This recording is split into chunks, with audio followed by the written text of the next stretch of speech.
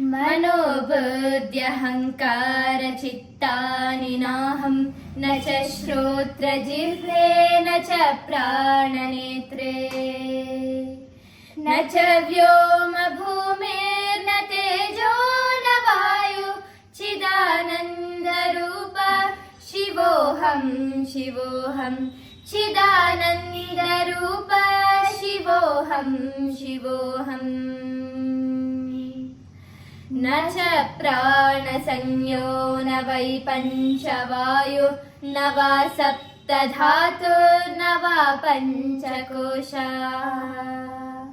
न वा पाणिपादौ न चोपस्थपायु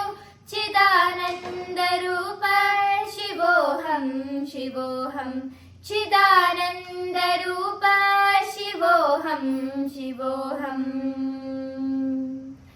न मे द्वेषरागौ न मे लोभमोहो मदो नैव मे नैव मात्सर्यभावः न धर्मो न चार्थो न कामो न मोक्ष चिदानन्दरूप शिवोऽहं शिवोऽहं चिदानन्दरूप शिवोऽहं शिवोऽहम्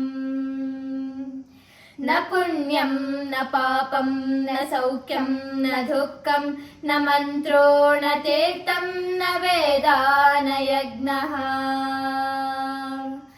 अहं भोजनं नैव भोज्यं न भोक्ता चिदानन्दरूप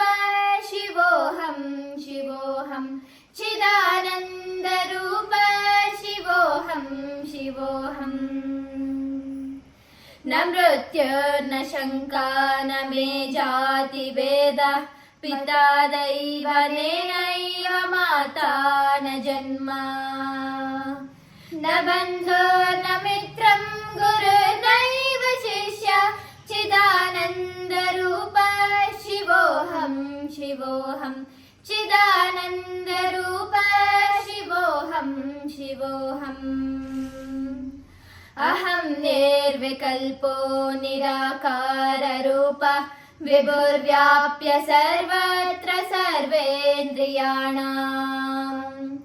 सदा मे समत्वं न मोक्ते न बन्ध